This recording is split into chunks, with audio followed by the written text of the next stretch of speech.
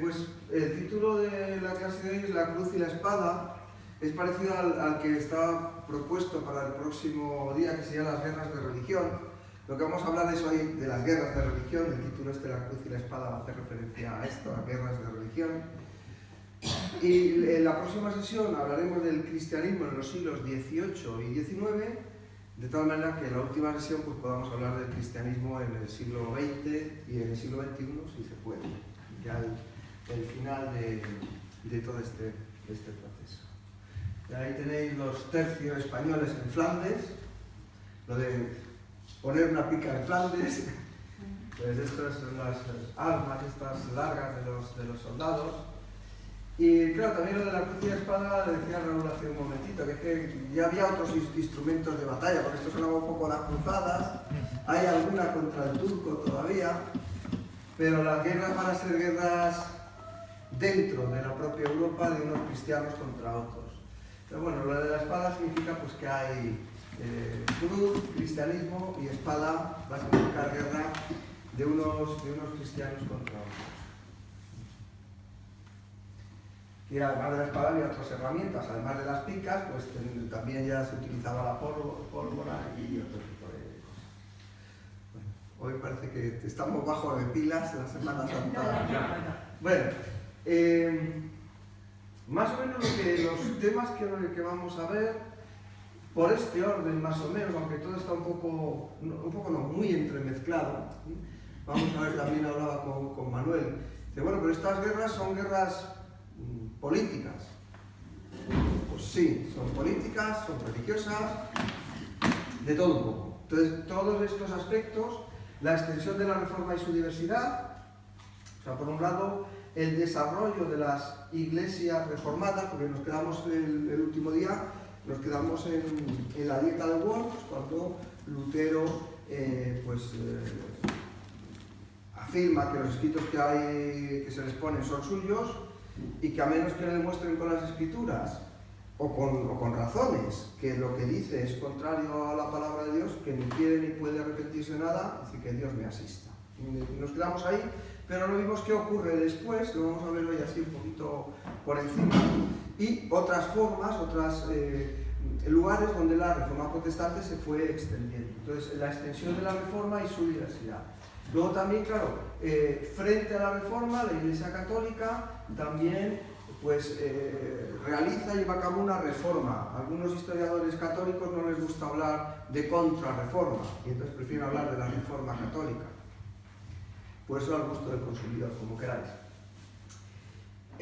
Un ambiente de guerras de religión, sobre todo después de hablaros de este periodo de la contrarreforma, pues os quería hablar de la guerra, llamada Guerra de los 30 años, y las consecuencias que tiene todo este proceso que vamos a ver ahora, que tiene lugar entre los siglos XVI y XVII.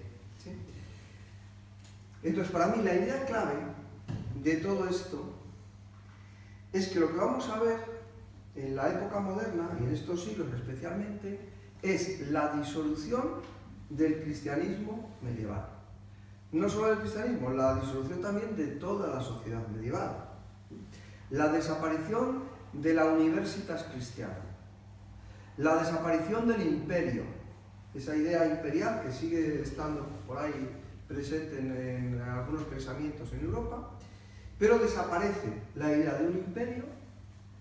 Los Austria al final pues van a terminar al final de esta película pues muy mal. Otras nuevas dinastías de reyes que en nuestro país nos afectarán directamente, los Borbones, pues van a empezar aquí a gobernar. Y lo que vamos a ver es toda la desaparición de ese imperio, de los Austrias, y la desaparición también de la idea de una Europa cristiana, unida y sin barreras y sin fronteras. Lo que vamos a lo que vamos a asistir como espectadores es al nacimiento de las modernas nacionalidades. ¿Sí? Entonces, claro que esta historia tiene mucho que ver con lo que ocurrió en la dieta de Worms y con las 95 tesis de Lutero. Claro que tiene aspectos religiosos importantísimos, pero tiene también aspectos políticos, también muy importantes.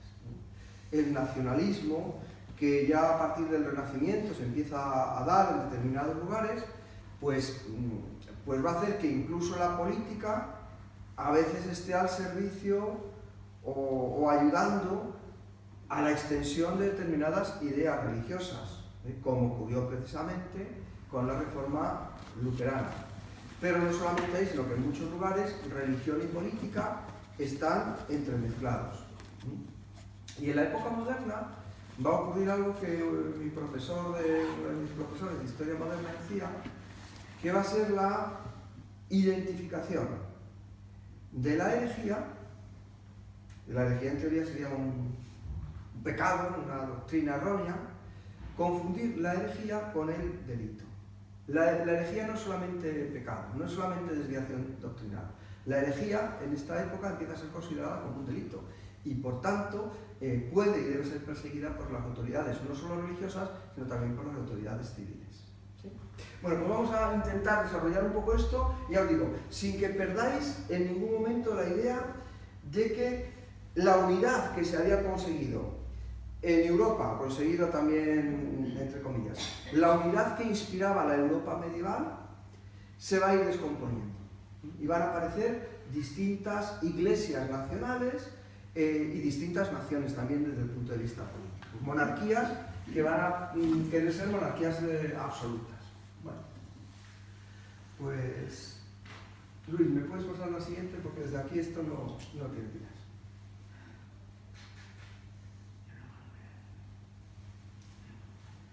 Sí, bueno. Inmediatamente después de finalizar la dieta de Worms, ¿os acordáis que Lutero había ido a esa dieta provisto de un salvoconducto del emperador Carlos V, que empezaba diciendo más o menos: mi amado y querido y respetado hijo, pues nada, que vengas aquí a la dieta, que puedes venir sin ningún problema y luego vas a salir de allí. Que no tuviera miedo Lutero de que le pudiera pasar como le había pasado a Hus. Entonces Lutero llega allí, tienen ese desencuentro entre las autoridades que esperaban que Lutero como monje se iba a someter y iba a obedecer tanto al emperador, que era su señor natural, como a la legación papal, que eran sus jefes desde el punto de vista espiritual. Y él como monje agustino había jurado o había hecho voto de pobreza, de castidad, pero también de obediencia.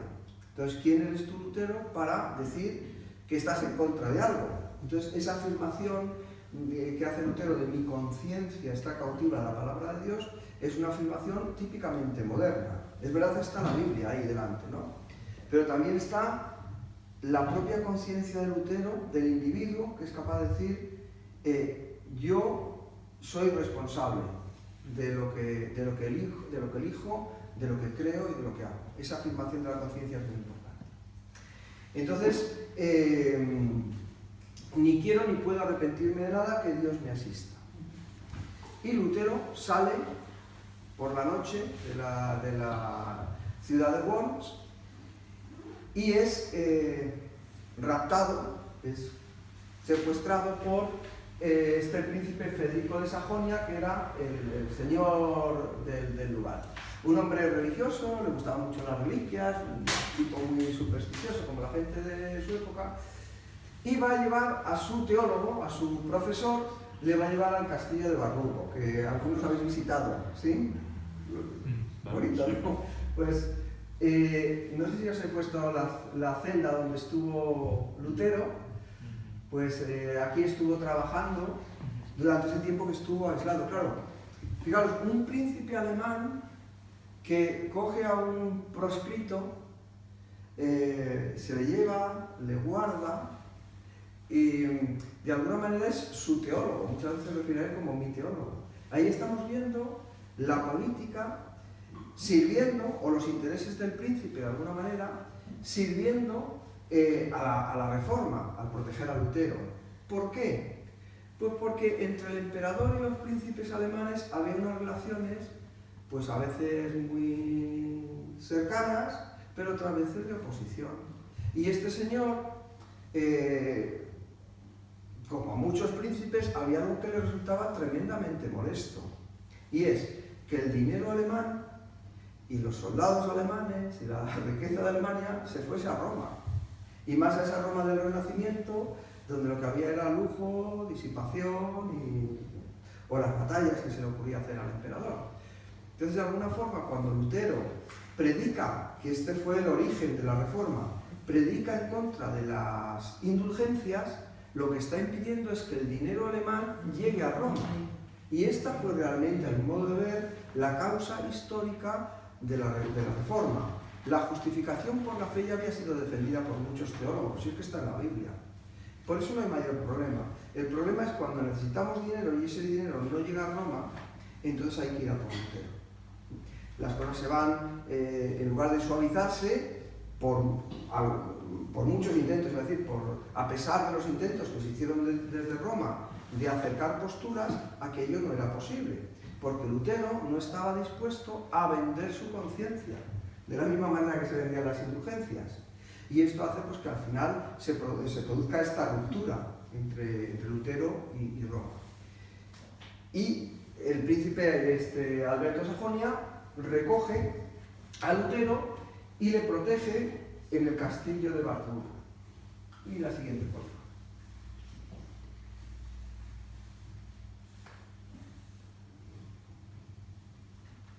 Bueno, mientras está aquí en el castillo de Wartburgo, Lutero se dedica sobre todo a escribir.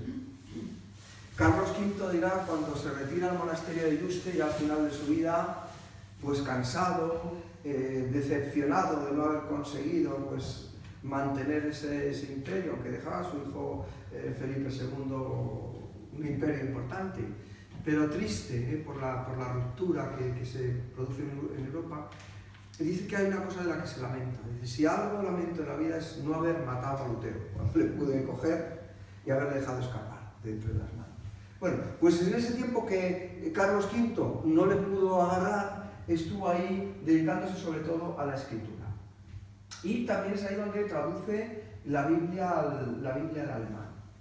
La Biblia se va a leer en las lenguas vernáculas, que es una característica importante de la Reforma.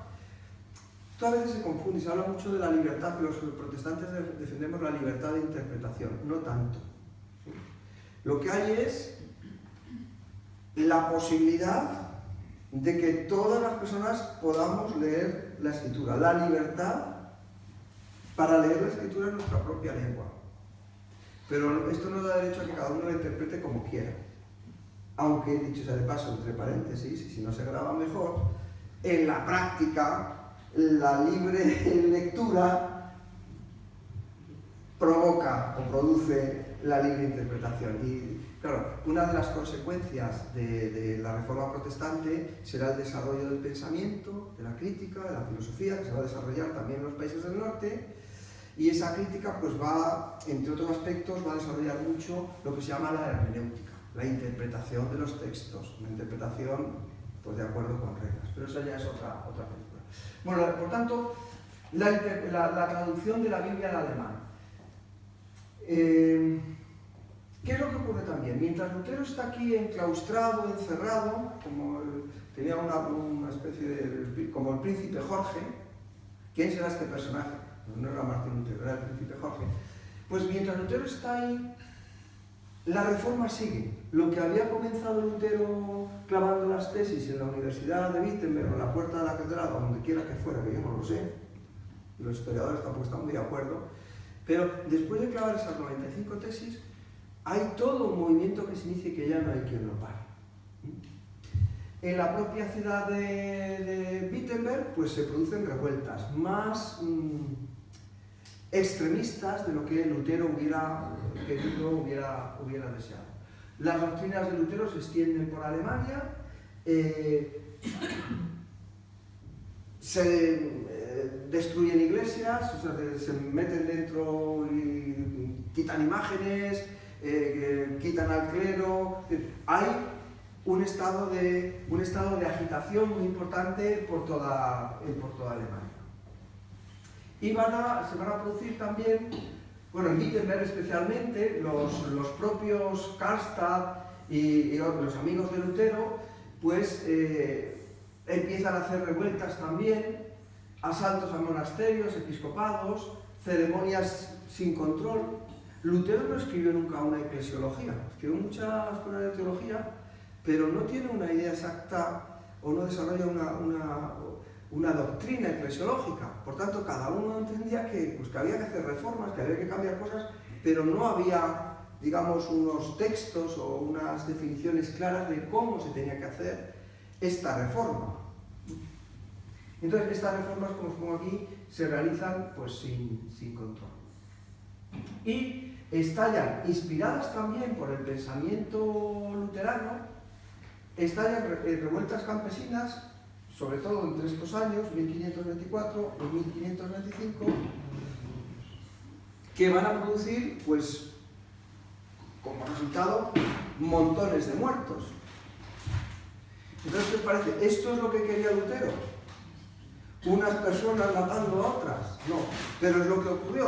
Estallan revueltas campesinas inspiradas en la lectura de la Biblia, inspiradas en ideas también que aparecen que son de carácter milenarista, en fin, un montón de elementos que hacen que estallen estas revueltas campesinas. Ese descontento que hemos visto también de carácter sociopolítico que había entre los alemanes y el emperador, pero también entre los campesinos y sus señores feudales.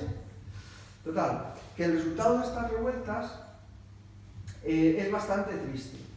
Ahí tenéis algunas cifras. Participaron unos 300.000 campesinos, de los que al menos, fijaros qué cifra, un tercio, 100.000 murieron durante los combates que se desarrollaron hasta que fueron completamente derrotados.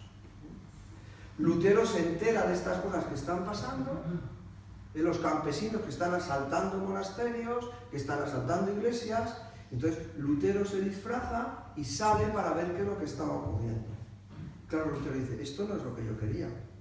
Yo no quería campesinos que tomasen las armas y se rebelasen contra sus señores naturales.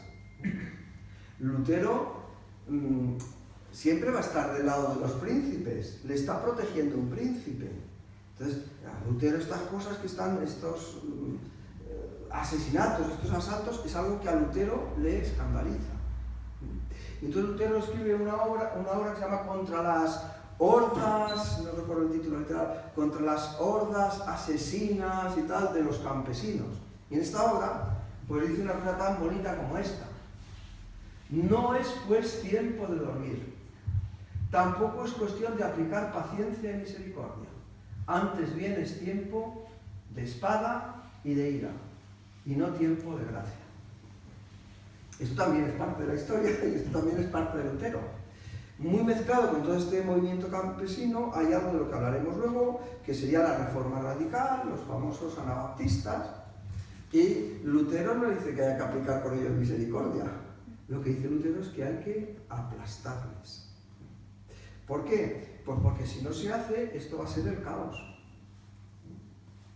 Va a desaparecer pues toda forma de orden, de gobierno y demás. Esta situación, una vez paradas las revueltas de los campesinos, pues en Alemania, en Suiza, se van a producir diversos enfrentamientos con el emperador Carlos V.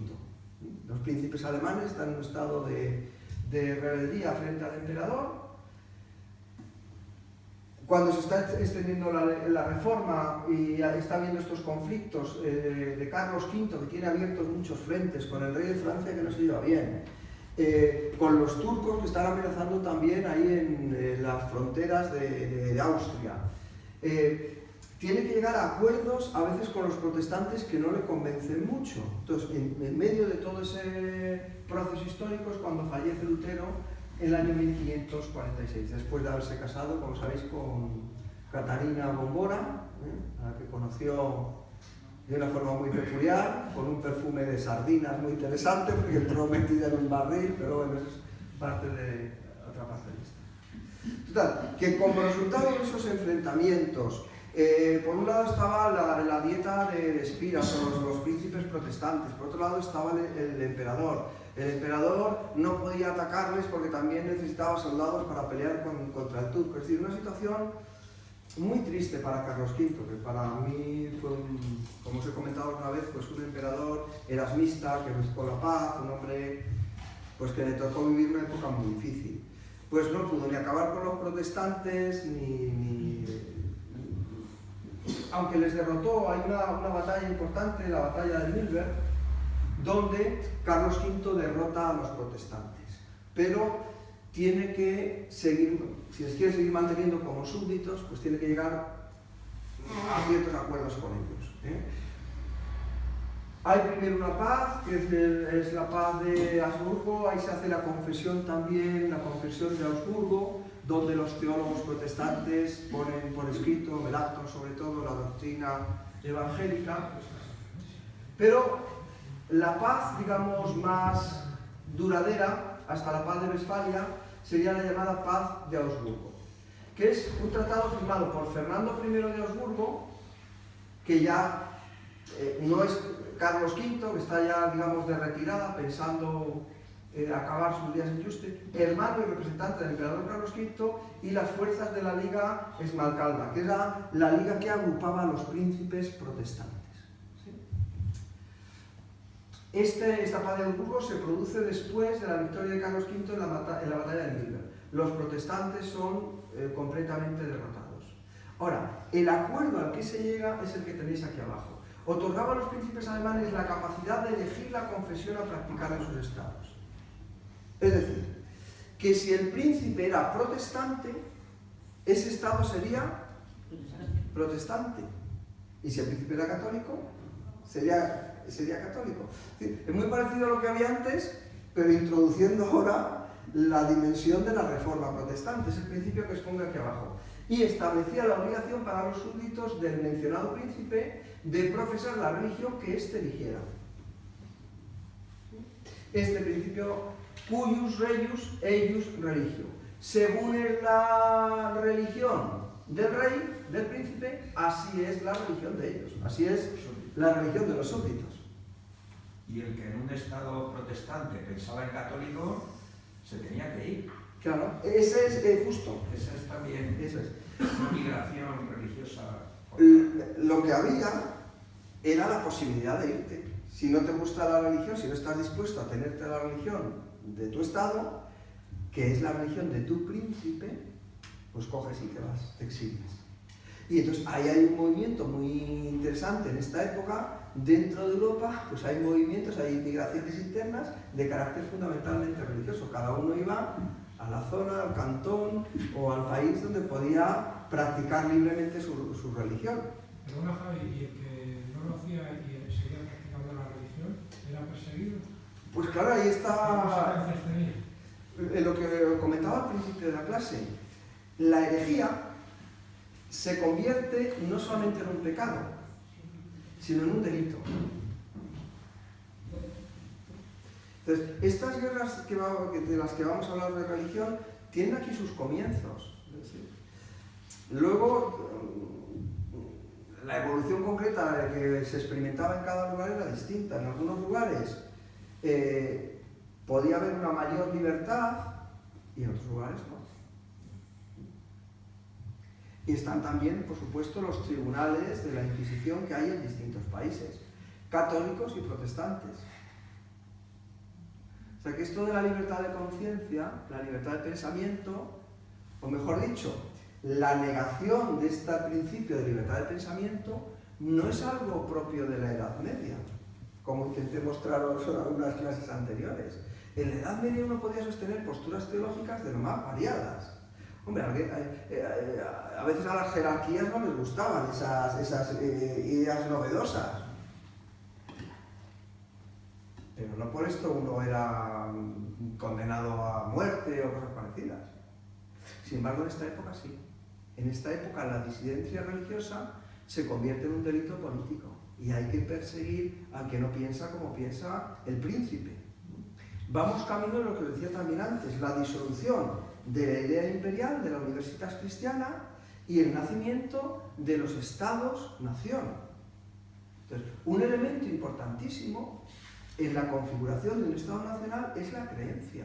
Pero esto ya lo hizo Constantino. ¿Os acordáis cuando hablábamos de Constantino? ¿Qué necesitaba Constantino para unificar el Imperio Romano? Pues una religión, entonces un imperio, un emperador y una religión. Constantino no hizo del cristianismo una religión oficial, pero ya sus seguidores sí. ¿Por qué? Porque era un elemento clave. ¿Qué pasó en España? Exactamente lo mismo. Termina la Reconquista con los reyes católicos. Inmediatamente, ¿qué es lo que se quiere hacer? No se hace una unificación territorial, que se hará posterior, y cuando Carlos V hereda ya de sus padres o de los reyes católicos, hereda pues lo que sería España. Fijaros, no hay una unificación territorial y sin embargo sí hay una unificación religiosa. Judíos fuera y los musulmanes inmediatamente después. ¿Por qué? Pues porque las ideologías son elementos fundamentales para la cohesión social. Esto explican los sociólogos, Comte y Durkheim y esta gente, ¿no? Que las ideas son claves para mantener la cohesión de la sociedad. Por tanto, no se podía permitir la disidencia religiosa. Igual que hoy día, pues determinadas formas de disidencia política, pues tampoco tienen mucha cabida. Bueno, esto último que acabo de decir es más discutible, pero lo dejamos ahí, ¿vale? Sí, o sea, la idea siempre de establecer un pensamiento único, unos valores, todas las sociedades y todos los estados intentan establecer estas cosas. Y el que atenta contra esto, pues, que se arriesgue a sufrir persecución. Bueno, la reforma, por tanto, se extenderá por toda Europa. Pues unas veces por la predicación del Evangelio, por la conversión de personajes. Imaginad lo que podía pasar en un país que el rey, por ejemplo, era protestante. ¿Qué hacíamos con los sacerdotes? ¿Qué os parece?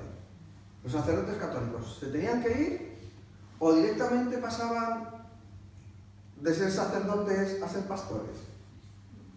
Pues así de claro. Como en Inglaterra. Y como en Inglaterra, bueno, en Inglaterra pasó varias veces, uno se cambiaba según él, pero ahora lo veremos. Según quien estuviera en el gobierno, pues así tenía que ser su religión. Entonces, yo creo que a veces vemos todo este periodo de la Reforma con un idealismo exagerado. Hay que ver las concreciones reales de la vida y de las cosas que tuvieron que ocurrir en ese momento, ¿no? Yo no me voy, yo me quedo en mi iglesia, mis parroquianos, quito a lo mejor, si soy protestante, soy calvinista, quito las imágenes y ya está. Y en lugar de hablar acerca de la transubstanciación, pues hablo de la presencia simbólica, de las cosas, da igual.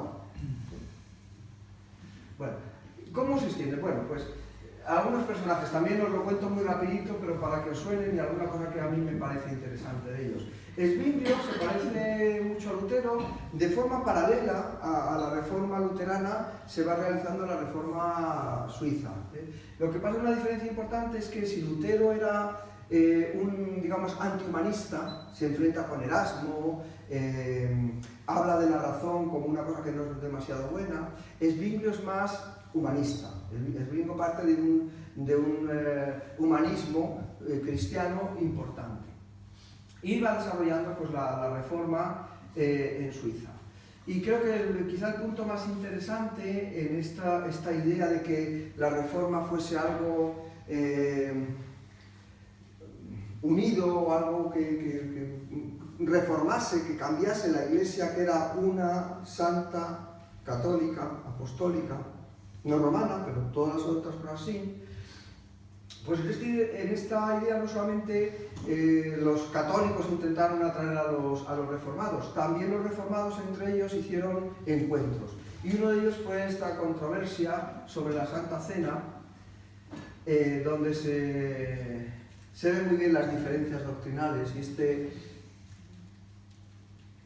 esta consecuencia de poder abrir la Biblia y leerla y poder utilizar la cabeza para pensar sobre ella, porque cada uno ve pues cosas distintas. Fijaros lo que dice Esbinglio acerca de la Eucaristía, porque Lutero defendía, ¿os acordáis?, una teoría que se llamaba la consubstanciación.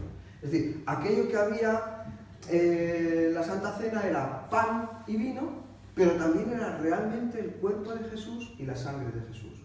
Y Lutero decía, porque la Biblia dice esto y no me voy a mover un ápice de lo que dice en la Sagrada Escritura. Y Jesús dijo, esto es mi cuerpo y esto es mi sangre, pues esto es su cuerpo y esto es su sangre. Y punto. No hay discusión sobre el asunto. Se ha zanjado, lo dijo Jesús, y los demás, claro, se escandalizaron. ¿Cómo vamos a comer tu cuerpo y beber tu sangre? Pues precisamente porque es un escándalo. Entonces Lutero creía en la presencia real de Cristo en la Eucaristía. Sin embargo, Smith me dice lo siguiente: creo que en la Santa Eucaristía, es decir, en la cena de acción de gracias, el verdadero cuerpo de Cristo está presente mediante la contemplación de la fe. Es decir, que aquellos que agradecen al Señor por la bondad otorgada a nosotros en su Hijo, reconocen que Él asumió verdadera carne, que sufrió verdaderamente en la misma, que verdaderamente limpió nuestros pecados con su propia sangre, de forma que todo lo hecho por Cristo se hace presente a ellos por la contemplación de la fe. O sea, ¿Cristo está ausente en la cena del Señor? No, Cristo está presente en espíritu. Y nosotros captamos a Cristo no en los símbolos, sino en la fe que tenemos en Él. Pero que el cuerpo de Cristo en esencia y realmente, es decir, el cuerpo natural mismo, esté presente en la cena o sea masticado con nuestra boca o dientes, como los papistas, ya lo que viene después, porque es Lutero, y algunos que anhelan los platos de carne de Egipto, afirman, como los papistas y estos otros que anhelan los platos afirman, no solo lo negamos, sino que firmemente mantenemos que es un error opuesto a la palabra de Dios. Fijaros qué manera de referirse a Lutero. Lutero, el que se sienta con los príncipes, el que escribe contra los campesinos y que les machaquen. Veremos la visión de un reformador y la otra. Sin embargo, Lutero pues le dice: mira, no, yo, el propio Cristo dijo: esto es mi cuerpo, esto es mi sangre, no me voy a mover de esta posición. Bueno, también en cuanto a la reforma suiza, aunque es de origen francés, tenemos a Juan Calvino. Esto lo encontré en Protestante Digital de uno de los profesores de la Carlota. Me gustó mucho porque refleja muy bien esta oposición de luteranismo versus calvinismo. Lutero y Calvino viendo un poco las diferencias que hay entre uno y otro. Bueno, la primera observación es que primero fue Lutero y luego Calvino pertenece a una segunda generación, por decirlo de alguna forma. O sea, Calvino conoce a Lutero. Tienen en común muchas cosas, pues las 5 solas que hemos visto: son la fe, son la gracia, son la escritura, Entonces, toda la fe y la conducta del cristiano se fundamenta en la palabra de Dios. Y la salvación se adquiere por la fe en Jesucristo. Eso es lo más importante. También tienen en común cosas muy interesantes que Calvino desarrolló especialmente. La doctrina de la predestinación, frente a la ortodoxia católica o el pensamiento católico, que después se definiría muy bien en Trento, que va a defender la libertad del sujeto. En las doctrinas reformadas, calvinista y luterana, defendían la predestinación. Lutero se enfrentó con Erasmo en una obra que se llamaba De Libero Arbitrio. Escribió Erasmo para contestar a una obra de Lutero que se llamaba De Servo Arbitrio, o sea, de la voluntad esclava o de la voluntad libre. Y en esto concuerdan tanto Lutero como Calvino, en esa idea de la predestinación. Luego esto es muy bonito. Lutero es un profeta. Lutero es un hombre que le hierve la sangre, también que es un valiente. Lutero es capaz de enfrentarse a los legados, como hemos visto, del Papa y del Emperador.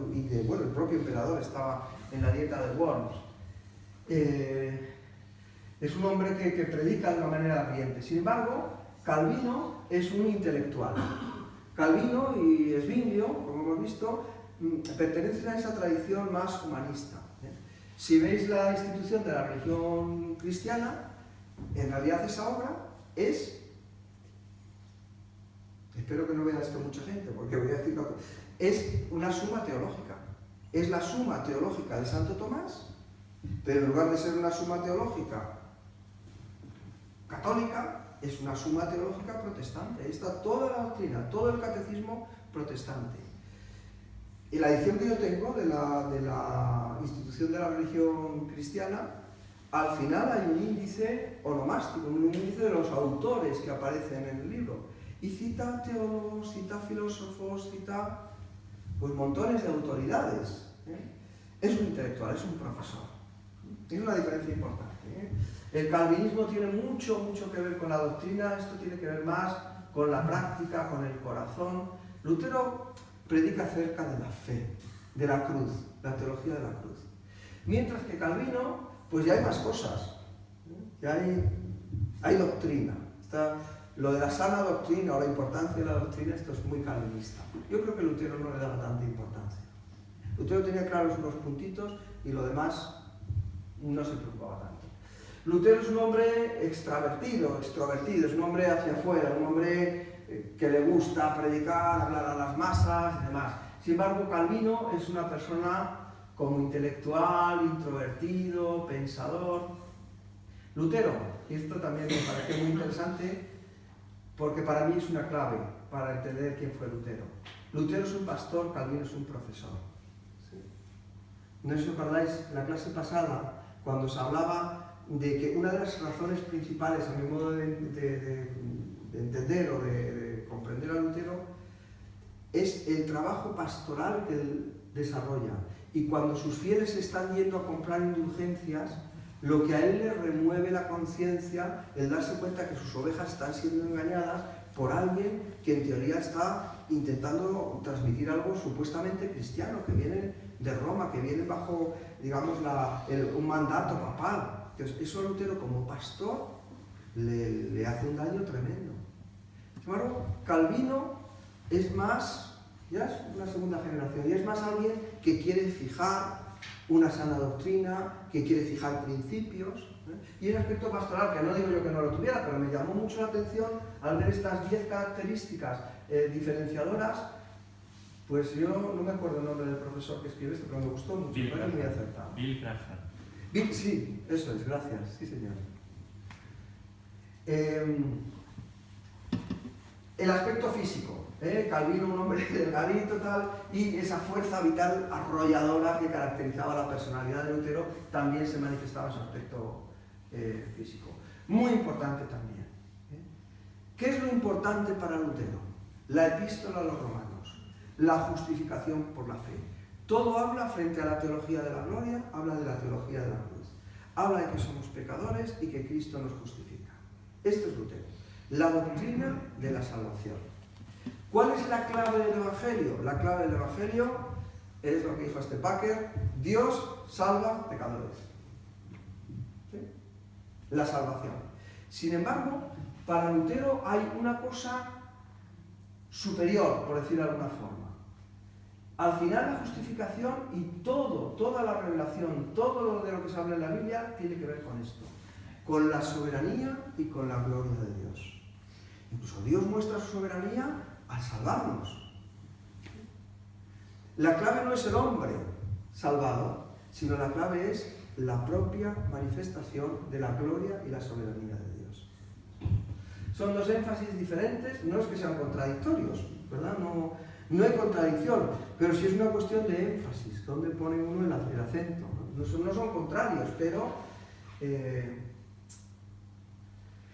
pero sí dan, digamos, como resultado formas distintas de entender y de vivir el cristianismo. Os lo pongo con un ejemplo que os va a sonar muy actual. Dios tiene un propósito para tu vida. Incluso hay toda una serie de un conocido pastor y evangelista, ¿no? Una vida con propósito. ¿Cuál es la idea clave? Dios tiene un propósito, ¿para quién? Para ti. Dios va a salvarte, Dios te cura, es un enfoque muy lícito y muy bonito. Frente a esto, alguien diría, no, Dios no tiene un propósito para tu vida. Dios tiene un propósito para su gloria. Claro, no son incompatibles, pero son enfoques diferentes. Un enfoque se centra en el sujeto humano, en el yo, en mi conciencia está cautiva de la palabra de Dios, y otro se centra en una realidad no puramente o no solamente subjetiva o antropológica o de salvación del hombre. Piensa en una cosa muchísimo más grande, que es la gloria de Dios, y dice, Dios tiene algo que revelar. Lo que Dios tiene que revelar no es la salvación, lo que Dios revela es a sí mismo. Dentro de ese plan revelador de Dios está, por supuesto, la salvación que glorifica Adiós. Entonces, Dios no tiene un plan para tu vida, Dios tiene un plan para manifestar su gloria. Y si tú eres de los llamados, de los escogidos, tú aceptarás y entenderás esto.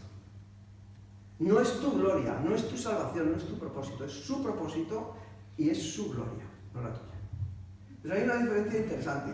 No son incompatibles, ¿vale? Yo creo que no lo son. Son complementarias. Son complementarias, son énfasis distintos. Entonces, cuando solamente se enfatiza una cosa, creo que el mensaje del Evangelio se puede empobrecer y hacer del Evangelio, como se hace en la época actual, algo puramente, ya lo veremos cuando hablemos de la Iglesia en el siglo XX, algo de puro consumo, algo puramente subjetivo. De la otra manera, cuando se hace de Dios pues un soberano, lejano, distante, que además nos predetermina para salvación o para condenación, se hace un Dios muy frío, muy alejado, doctrinalmente a lo mejor muy correcto y muy rico, pero que no tiene nada que ver conmigo. O sea que seguramente, como dice Manuel, sean dos enfoques complementarios. Y ambos yo creo que sostenidos con la palabra de Dios. En Escocia se desarrolló lo que se llama el presbiterianismo, que no es nada más que un calvinismo. O sea, determinadas situaciones políticas hacen que este sacerdote escocés tenga que ir a Europa y en sus viajes pues llega a Suiza, conoce a Calvino, creo que fue en Ginebra, en verdad, no me acuerdo, creo que es en Ginebra. Y pues ahí se hace calvinista. Lo que hace Knox es llevar el calvinismo a Escocia y esa es la iglesia presbiteriana. Se llama así fundamentalmente por la forma de gobierno que tiene la iglesia presbiteriana, que sería la iglesia escocesa. La iglesia reformada en Escocia tomó en el siglo XVI el nombre de iglesia presbiteriana. Esto fue así principalmente por su forma de gobierno, pero en el fondo no es nada más que calvinismo, ¿sí? Que consiste en consejos compuestos por varones con sabiduría, experiencia y dones para ejercer el gobierno y la enseñanza de la Iglesia. A estos varones se les llama también en la Biblia presbíteros, que significa literalmente ancianos. Pero esta forma de gobierno, los personajes que dirigen el presbiterio, las personas, son miembros de la propia congregación. Por lo que me contaban hace poco, el pastor me parece que no. El pastor es alguien que viene de fuera, pero bueno, eso son otras películas. Aquí la idea es esta, una forma de gobierno en la que ya no es solamente el pastor, es un presbiterio de ancianos que gobiernan espiritualmente y de manera disciplinaria la Iglesia. Habrá una distinción entre la disciplina y los que ejercen de maestros. Perdona, Javi, las mujeres siguen sin aparecer por ahí, ¿no? Sí. Estamos en el siglo XVI y en el siglo XVII. Es una buena observación. No sé. Luego, cuando lleguemos a la Iglesia del siglo XX, no sé si atreverme a hablar de la teología feminista o eso lo dejamos. Y otros desarrollos también, ¿no? Bueno, la reforma en Inglaterra, lo que todos conocéis, la iglesia anglicana. Aquí, fijaros, típicamente una iglesia nacional, o sea, de la misma forma luego es como un mapa, pues que el luteranismo se establece sobre todo en Alemania, calvinismo en Suiza, en algunas partes de Francia, como vamos a ver. En la iglesia de Inglaterra, la reforma pues fue llevada a cabo por Enrique VIII y sobre todo por los que vinieron después, ¿no? Fijaos, cuando Lutero inicia la reforma, Enrique VIII se pone claramente del lado del emperador y del lado de Roma, sobre todo de Roma. Hasta se le da el título de defensor de la fe, un título que le da, no recuerdo qué papa es, pero le dan el título de defensor de la fe por su oposición a la reforma protestante. Claro, Enrique VIII estaba casado con Catalina de Aragón. Pero había un problema, porque a veces se piensa en Enrique VIII como un rey lascivo y que era pues, un mujeriego o algo así. No. El problema está en que la descendencia, para que no se acabara la dinastía, tenía que ser una descendencia masculina. Catalina de Aragón era mayor que Enrique VIII y le dio una niña, pero no venían niños y parece que ya no iban a venir. Entonces, Enrique VIII quiere divorciarse de Catalina de Aragón, pero el Papa, Clemente VII, se niega a anular este matrimonio. Claro, se había producido el saco de Roma por Carlos V y el Papa estaba un poco preso también del emperador. Entonces no querían pues, que se rompiesen las relaciones entre España e Inglaterra. Todo esto mantenía otra vez la política, mantenía unida a Europa. Entonces no te podías divorciar de tu mujer española. Si hubiera sido otro tipo no lo sé qué hubiera pasado. Pero en este caso no se podía divorciar. ¿Y qué es lo que hace? Que consigue anular este matrimonio, se casa con Ana Bolena, de la que tendrá también otra hija. No vienen los niños y el señor, pues el buen señor continuó su peregrinaje, y ahí esto está muy tratado por el cine y incluso hay algunas series sobre unas de muerte natural, unas de muerte natural y otras de muerte inducida. Mira, lo puedo leer desde aquí. Catalina de Aragón se divorció, Ana Bolena la decapitó, Juana Seymour se murió, no sé, se murió. Ana Cleves se divorció, Catalina Howard la decapitó y Catalina Paz pues ya le sobrevivió. Bueno, el caso es que como él necesitaba, pero lo mismo, no penséis que era por motivos, yo que sé, libidinosos o amorosos, vamos a decir que también, me imagino, ¿no? Pero sobre todo por la razón del Estado. Pues él consigue este divorcio y consigue la ruptura con la Iglesia de Roma. En el año 1534 se promulga lo que se llama el Acta de Supremacía, que hace del rey, o posteriormente de la reina, la cabeza de la Iglesia de Inglaterra. Y de Escocia, cuando el rey esté en Escocia. Curioso, ¿eh? Porque sea una iglesia presbiteriana, si el rey estaba en Escocia, cabeza también de la iglesia. A la muerte de Enrique VIII hay un pequeño interludio donde María Tudor, la hija de Catalina, intenta restaurar el catolicismo, y lo que hablábamos antes, pues se persigue a los protestantes. Otros protestantes dicen: yo antes era cura, luego fui pastor, pues ahora vuelvo a ser cura otra vez, que ya me sé toda la película. Es un momento convulso, pero muchos son llevados al cadalso. Y cuando realmente se instaura el protestantismo ya en Inglaterra, se revalida otra vez el Acta de Supremacía, la reina en este caso va a ser la cabeza de la Iglesia de Inglaterra, se instaura un protestantismo suave, un protestantismo que permite también cierta libertad para los católicos. Ya veremos el próximo día cómo también en Inglaterra hay una pluralidad religiosa en este momento muy importante. Isabel, al hacerlo de esta manera tan inteligente, puso fin a los vaivenes políticos de Inglaterra, adoptando una especie de programa de compromiso que era tibiamente protestante y completaba el establecimiento de la Iglesia anglicana. O sea, un poquito evangélico, un poquito calvinista, y los católicos se quedan fuera, ¿sí? También el patriotismo hizo que en Inglaterra se considerase a todo aquel que fuese católico como enemigo de Inglaterra. Entonces, el insulto mayor que se le podía decir, no sé si todavía se utilizará, era papista. Es un insulto también que los alemanes podían entender muy bien. Es que este es un papista, este quiere que nuestros impuestos se vayan a Roma. Pues aquí lo mismo, era una especie de traición. De la misma manera que en la España católica de la Contrarreforma, decir que alguien era protestante, pues es que era un hereje y una persona muy mala. Y además, como un enemigo del Estado. Es que los protestantes, ¿quiénes eran? Los enemigos históricos con los que nos pegamos de cañonazos, los que nos enfrentamos en esta época tan bonita de la cruz y la espada. Sí, 5 minutos más y luego hacemos la pausa. ¿Sí?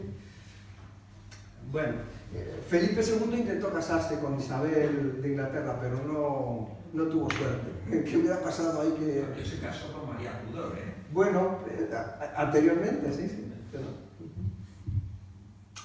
Dentro de Inglaterra también estaban, juntamente con, fijaros, tenemos un pequeño sector católico, tenemos evangélicos, o bueno, mejor que evangélicos, reformados, tenemos anglicanos, y también surgen los puritanos que deseaban un protestantismo más radical, purificando la iglesia anglicana de cuánto conservaba de sus rituales católicos, porque el anglicanismo en realidad no cambió mucho. O sea, sencillamente lo que hizo Enrique VIII fue decir, bueno, pues hasta aquí hemos dependido de Roma, pues a partir de ahora la cabeza de la iglesia soy yo. Y ya está. Pero muchos de los ritos, de las formas, de la liturgia incluso de la iglesia anglicana, suena mucho del católico. Tienen su libro de las oraciones, entonces pues lo siguen de la misma manera pues, que los católicos tienen su misal y su rito, ¿no? Entonces estos puritanos lo que querían era, digamos, una reforma un poquito más.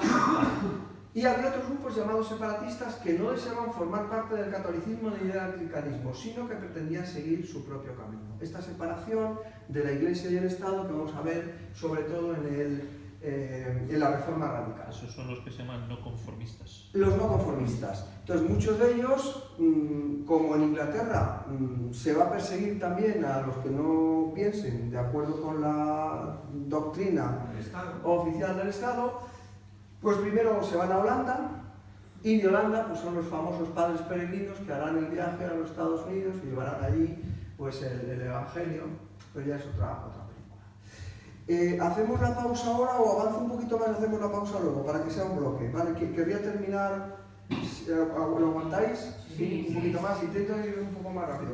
En Francia, como veis, va a haber un montón de guerras religiosas, un país dividido, católicos, neutrales, hugonotes o protestantes, que son fundamentalmente calvinistas, y vamos a ver luego cómo queda el mapa. Os lo cuento muy rapidito. Guerras de religión en Francia enfrentaron a católicos contra calvinistas, ¿no? Que se llaman hugonotes, que es el nombre que recibieron los calvinistas de Francia, asolando el país durante la segunda mitad del siglo XVI. Hubo hasta 8 guerras entre católicos y calvinistas entre los años 1562 y 1598, mezclándose las disputas religiosas con las luchas de poder entre diferentes familias de la alta nobleza también. Esto llega a su culminación precisamente en el edicto de Nantes, donde un príncipe católico, Enrique IV de Navarra, pues para poder casarse con la princesa de turno, pues se hace católico. Esa famosa frase que tenéis aquí abajo, París bien vale una misa.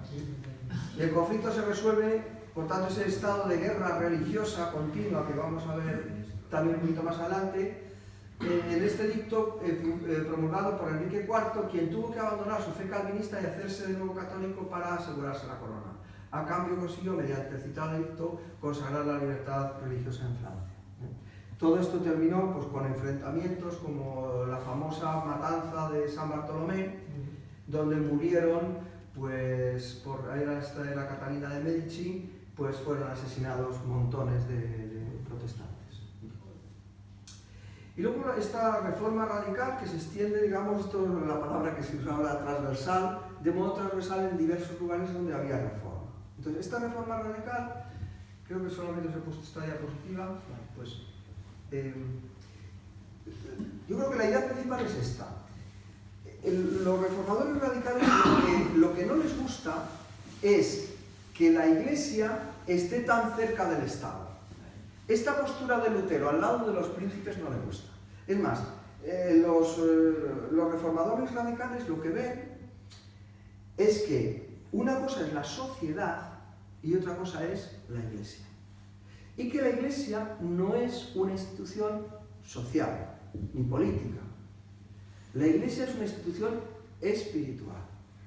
Entonces, de la misma manera que nosotros nacemos en el seno de una sociedad civil y sencillamente por nacer en el seno de esta sociedad somos parte de la sociedad en la que nacemos, la familia donde estamos, la entrada en la Iglesia no se produce de una manera natural. Uno no nace en la Iglesia de nacimiento natural. Uno nace en la Iglesia de manera voluntaria. Uno nace en la Iglesia cuando se produce lo que nosotros llamamos ahora el nuevo nacimiento. ¿Sí? Entonces, esta idea de que la Iglesia y el Estado no tienen nada que ver es una idea muy importante de estos movimientos radicales. Luego también su pacifismo, que esto fue también evolucionando con el tiempo, porque cuando hablamos de la reforma radical no debemos entenderla de una manera uniforme, sino que hay ramificaciones. Por ejemplo, dentro de la reforma radical están los famosos anabaptistas, que tienen mucho sentido, ahora lo retomo. También los menonitas, que son claramente pacifistas, y otros grupos que fueron más milenaristas, incluso violentos, como Thomas Müntzer, ¿no?, que agitaba las masas y decía, bueno, el reino de Cristo viene, pues vamos a echarle una mano para que ya encuentre cortadas algunas cabezas ya cuando llegue. O sea que ciertamente la reforma radical hay elementos menonitas, elementos claramente pacifistas, pero hay otros que no lo fueron tanto. Y eso sí, todos se caracterizan por el bautismo de infantes, por la negación del bautismo de infantes. Calvinistas, luteranos, anglicanos, presbiterianos, todos estos bautizan niños. ¿Por qué? Pues porque uno entiende que es la manera de entrar en la iglesia. Serás salvo tú y tu casa. Entonces, bueno, pues nacemos dentro de la iglesia. ¿Sí? Ahora, la idea que los reformados radicales tienen de la iglesia es muy distinta y los evangélicos descendemos en gran manera de este tipo de pensamiento. Uno tiene voluntariamente que aceptar y el que creyere y fuere bautizado será salvo. Entonces, el bautismo pasa de ser un sacramento, como podía ser con Lutero y con Calvino, pasa a ser sencillamente un símbolo, que significa además normalmente la entrada en comunión en una iglesia. ¿Sí? Pues uno podría pensar, oye, pues qué bien, pues si piensan así, pues esto es lo que pensamos nosotros y no hay ningún problema. Pues hubo problemas y muchos. ¿Por qué? Pues porque, por un lado, la reforma se estaba apoyando lo que hemos visto antes, en aspectos políticos de los príncipes. Y los príncipes se apoyaban en las ideas religiosas y no les interesaba que cada uno pensase lo que le diera la gana. Por tanto, hubo enfrentamientos, revueltas, y os voy a leer, antes del descanso, como alguien que no es sospechoso de ser parcial, que es Justo González, nos cuenta esta historia. ¿Sí? Fijaros, estos movimientos, dice, todo esto resultaba ser altamente subversivo en la Europa del siglo XVI. O sea, no era cualquier cosa, lo que os decía antes. La herejía es herejía, pero es un delito. Es un delito.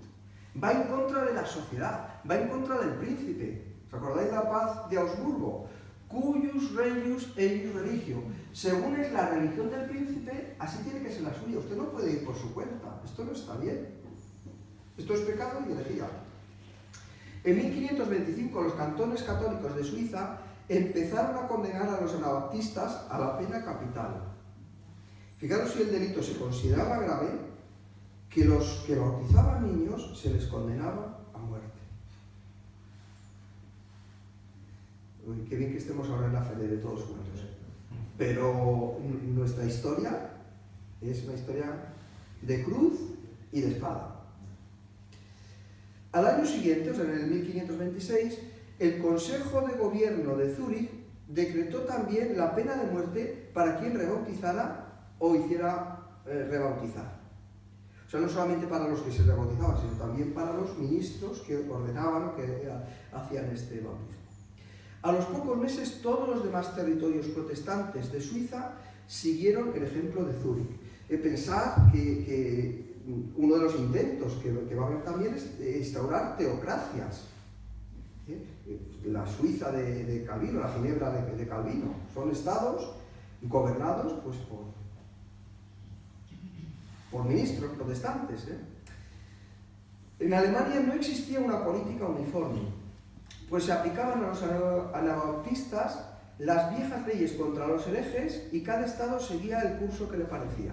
En 1528 Carlos V decretó la pena de muerte para los anabaptistas, apelando a una vieja ley romana, creada para extirpar el donatismo, o sea, vamos allá al siglo IV, según la cual quien se hiciera culpable de rebautizar o de rebautizarse debía ser condenado a muerte.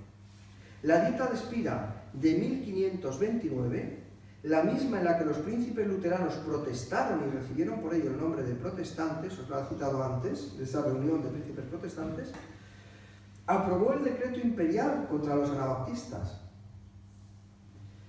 Dice, y esta vez, dice con un poco de ironía aquí Justo González, dice, y esta vez nadie protestó. El único príncipe alemán que sin protestar formalmente se negó por razones de conciencia a aplicar este decreto imperial en sus territorios fue Felipe de Hesse. En algunos lugares, como en la Sajonia electoral, en que vivía Lutero, se acusó a los anabaptistas tanto de herejes como de sediciosos. Perdón, he hecho la palabra mixta, ya me salió. Herejía y sedición. El hereje era, además, un sedicioso. Puesto que lo primero era un crimen religioso y lo segundo civil. Tanto las cortes eclesiásticas como las civiles tenían jurisdicción para castigar a quien se atreviera a repetir el bautismo y a quien se negara a presentar a sus hijos pequeños para que lo recibieran. Es decir, que un padre que no quería bautizar a sus hijos ya era reo y ya era culpable de anabaptismo, por tanto de herejía y de sedición. El Estado controlando. El número de mártires fue enorme. Probablemente mayor que el de todos los mártires que murieron durante los 3 primeros siglos de la historia de la Iglesia. Esto dice Justo González. El modo en que se les aplicaba la pena de muerte variaba de lugar a lugar y hasta de caso en caso. Con cruel ironía, en algunos lugares se les condenaba a los anabaptistas a morir ahogados. Otras veces eran quemados vivos, siguiendo la costumbre establecida siglos antes. Pero no faltaron casos en los que fueron muertos en medio de torturas increíbles, como la de ser descuartizados en vida. Las historias de heroísmo en tales circunstancias llenarían volúmenes, y tal parecería que mientras más se les perseguía, más crecía el movimiento. Pues la cruz y la espada, hacemos una pausa y luego vamos a la segunda parte. Que nos queda el catolicismo romano. Ahí está. Perdona, Jaime, la Iglesia Evangélica.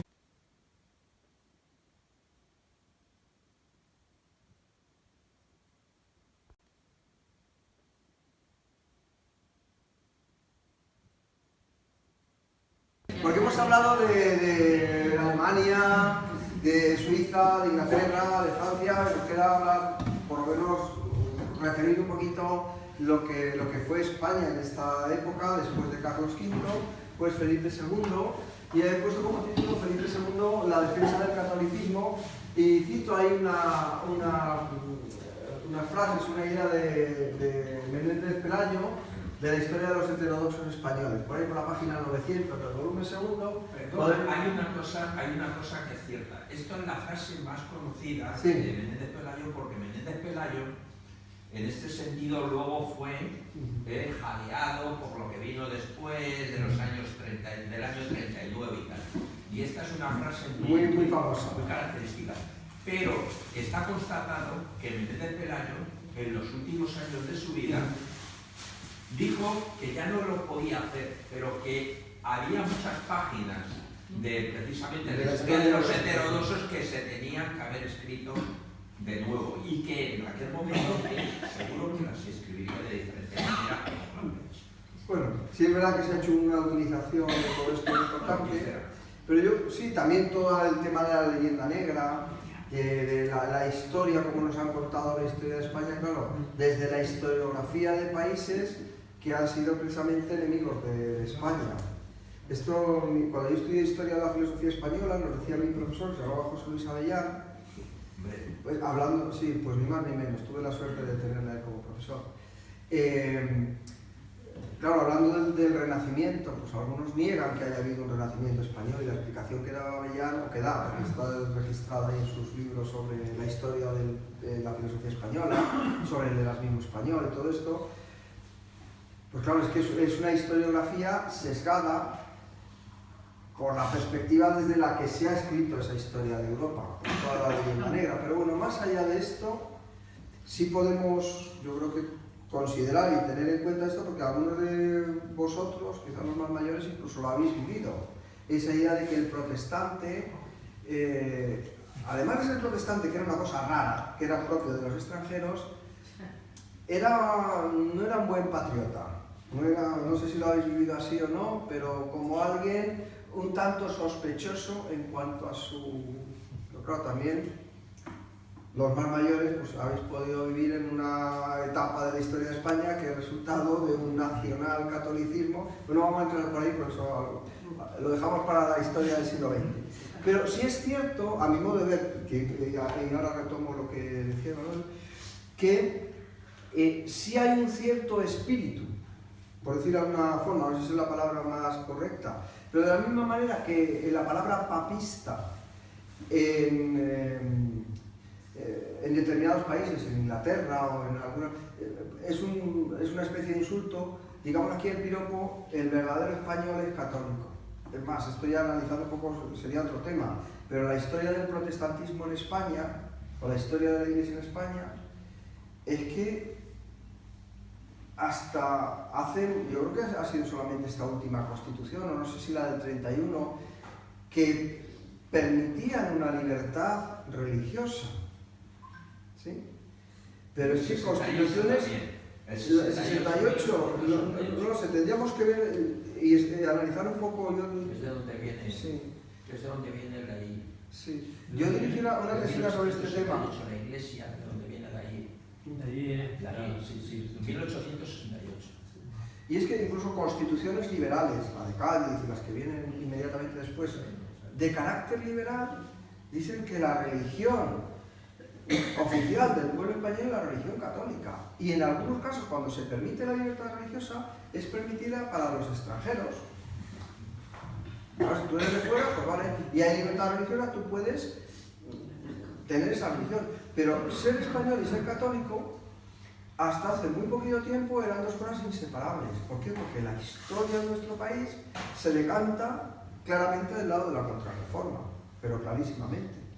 Fue quizás el país que más intervino en esto. Por eso esa frase de Marcelino Menéndez Pelayo, aunque después pues, él afirmase que hay que modificar cosas, no sé si esta parte la haría, pero esta idea de la España, esa España de la contrarreforma, esa España de Felipe II, que él mismo decidió, ¿no? Que igual que la reina de Inglaterra también, la reina Isabel, quería que se la representase siempre pintada de una determinada manera, o sea, había el arte al servicio también de la política. Pues Felipe II siempre así, vestido de riguroso luto, de negro, en fin. Bueno, vamos a la frase porque ahora quedan 20 minutos. Una cosa, es que no puedo resistirlo. Me hicieron un regalo de una de las pintureras más artísticas de la actualidad en España. Tiene tienda al frente del Hotel Wellington en Velázquez y es muy preparada universitaria. Y dijeron, todo el mundo dice, qué austero Felipe II porque vestía de negro. Y dice, no, qué rico, porque era el tinte más caro. Lo digo por un puntito que dices, anda, yo no pensaba esto y resulta que todo lo contrario. Fíjate, pues mira, eso no lo sabía yo. Hombre, además el negro es un color elegante, y en fin, pues. No sabía yo, es el tinte más caro. Bueno, pues vamos a la frase. España, evangelizadora de la mitad del orbe. En el periodo donde reina Felipe II, decía que su imperio no se ponía al sol. Filipinas, América Latina, los territorios que tiene en Europa. Esta es la frase famosa, ¿no? España, martillo de herejes, luz de Trento, espada de Roma, cuna de San Ignacio, todas estas cosas lo que España aportó a la contrarreforma. Esa es nuestra grandeza y nuestra unidad, no tenemos otra. A mí me parece contundente, o sea, la unidad de lo español es el catolicismo. Que claro, eso es lo que nos llevó a la ruina. Sí, luego si nos da tiempo un trocito de lo que dice Mario. Yo que creo que fue la Inquisición, pero bueno, sobre eso habría que hablar. Estaron en Flandes y en los tercios. Sí, pero es una cuestión política. La economía. Yo es que creo que esto es una frase de Menéndez Pelayo, precisamente lo de Felipe II, de la cual él luego posteriormente se arrepintió. ¿De esta en concreto? Sí, claro, pero es que es una... Vamos a ver, la Iglesia era la que dominaba el Estado o era el Estado el que dominaba la Iglesia. Es que estamos en lo mismo. O sea, lo que tú acabas de decir antes, sí, en toda, a mi modo de ver. se utiliza De la misma la manera Iglesia. que en la época moderna, cuando había un conflicto entre las dos espadas, el poder temporal y el poder espiritual, el que llevaba la voz cantante era el poder espiritual, porque podías comulgar. Yo creo que el poder de los papas es muy importante en la Edad Media. Intenté explicaros también un poquito por qué. Porque fueron los garantes de la administración, de la cultura, cuando el Imperio Romano se hunde. De la misma manera que en la época medieval, quien tiene la primacía, que tiene la voz cantante, es el poder espiritual, yo creo que en la época moderna el que tiene la primacía es el poder temporal, es el Estado. Y a partir de los reyes católicos aquí en España, Utilizan la Inquisición como un elemento unificador, exactamente, ideológico. un instrumento político. Ahora, que los otros se dejaron muy a gusto. Hombre, claro, También. naturalmente. O sea, que eso, Igual que en los años 40 pasó lo que pasó con el nacionalcatolicismo. pues eso es. De una manera así muy cortita, un esquema que nos habla de la política, de los frentes con los que tuvo que enfrentarse Felipe II. Bueno, temor continuo a la penetración del protestantismo en sus territorios. ¿Sí? Herencia de su padre Carlos V. Ese temor, esa destrucción de la España imperial y de la idea de Europa. Es que es una cosa más grande que la propia nacionalismo español. Tiene que ver con algo más grande. Hay conversos, entonces, parte de la política de Felipe II se va a dedicar a la defensa del catolicismo. Y por otro lado, el intento de mantener la hegemonía en Europa. Aspectos internos, actuación de la Inquisición, estatutos de limpieza de sangre, todos los conversos que había en España, tanto del judaísmo como del islam, pues hay que tener con ellos mucho cuidado, muchos sobre todo dentro del terreno del erasmismo, muchos erasmistas eran de orígenes judíos, eran conversos, y todo esto provocaba desconfianza. Y a la larga, lo que terminaremos viendo, que señalaba Raúl y luego se puede leer una parafita de Mario Escobar muy interesante, el aislamiento cultural de Europa. O sea, hasta aquí España ha ido a la cabeza del mundo moderno. Y luego vamos a ver que este periodo del siglo XVII y a comienzos del XVIII van a cambiar las cosas. Si nos da tiempo a verlo, lo vemos, y si no, lo vemos el próximo día. Entonces, política interior, represión de todo movimiento, de toda acción que tuviese que ver con el peligro o con la amenaza de la contaminación de ideas protestantes y de paso de cualquier tipo de idea. Y luego, desde el punto de vista de la política exterior, tres frentes muy importantes que tienen que ver también, como veis, la política y la religión unidas. Por un lado, la batalla frente a los turcos, ahí está Lepanto, frente a Inglaterra, digamos el enfrentamiento después de la imposibilidad de llegar a acuerdos y el desarrollo del protestantismo en Inglaterra, el desastre de la Armada Invencible, y luego en los Países Bajos, pues al final la división, la independencia de Flandes, de los Países Bajos, y digamos una duplicidad dentro de los Países Bajos entre unos lugares católicos y otros lugares protestantes. Lo vemos muy rapidito porque entonces dentro de la política interior, la persecución de la disidencia religiosa, los famosos autos que hubo en Valladolid y en Sevilla. Entre 1559 y 1562 se celebraron 3 autos de fe inquisitoriales en los cuales fueron quemadas unas decenas de protestantes. No muchos, pero es aquí donde los protestantes españoles pues sienten ese orgullo de la primera reforma. Os voy a leer lo que dice Mario Escobar, porque me parece interesante. Dice, aunque el número de muertos es notablemente menor, el número de muertos de estas persecuciones a los protestantes en Sevilla y en Valladolid, es notablemente menor a los de otras minorías religiosas españolas, judíos, montones, y luego también musulmanes, muchos.